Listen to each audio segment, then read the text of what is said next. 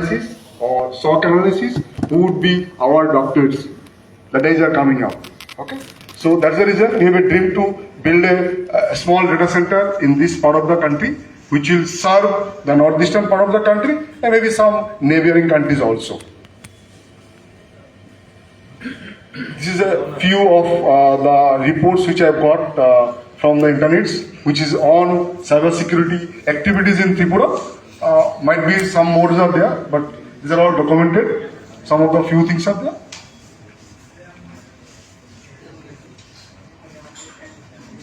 I would request to my colleagues who has come all the way, Sanjeev or some other people. This is our pride of Tripura, Sanjeev. You must spend tomorrow, go and visit those places. You will remember those. I would request to all Alliance Broadband and dealing team also. Please go and spend some time on those locations.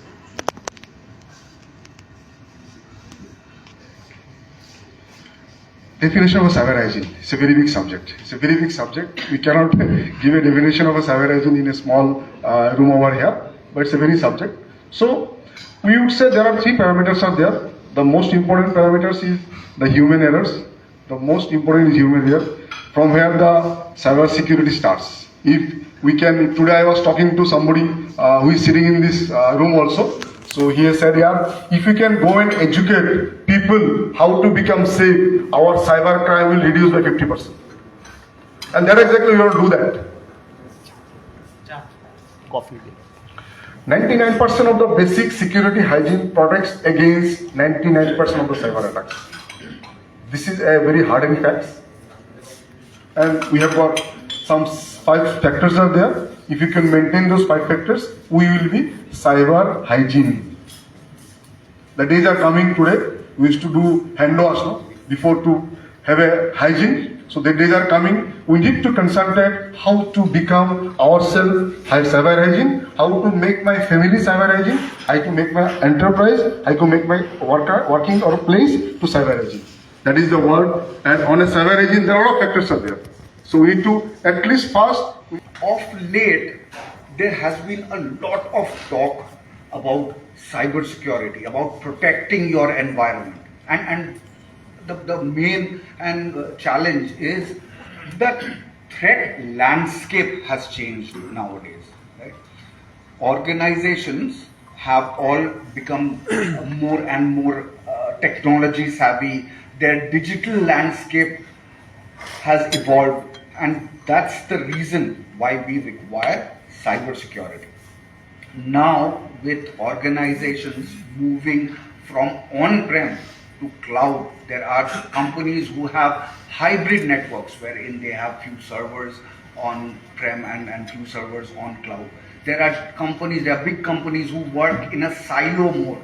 So there are different silos in which companies work on. So having a good cyber security policy and procedure is the need of the hour. Right? And the main reason why we require a SOC, a Security Operations Center, is because we need to go ahead and monitor the entire network traffic.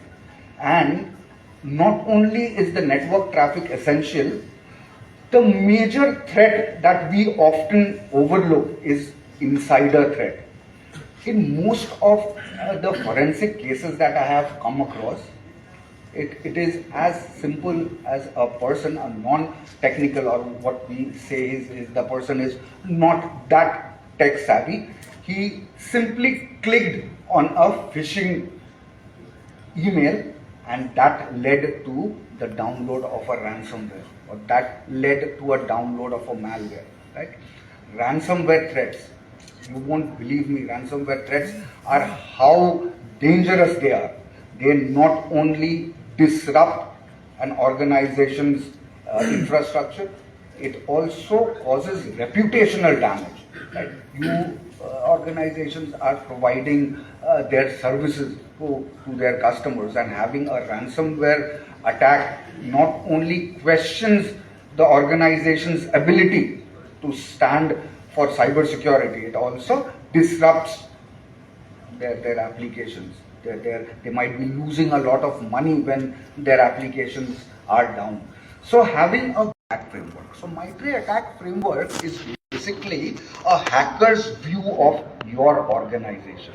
So if a hacker is to get into your network, what are the things would they be able to do? And majorly what we monitor is lateral movements. So anybody jumping from one machine to the other is a lateral movement. We monitor privilege escalations. Somebody coming in and then using the administrator password to gain privilege and access, and then trying to create a havoc within the network. So those are the reports that we go ahead and try to monitor. Right? So what are the benefits of the SOC report? Of course, it acts as a compliance parameter.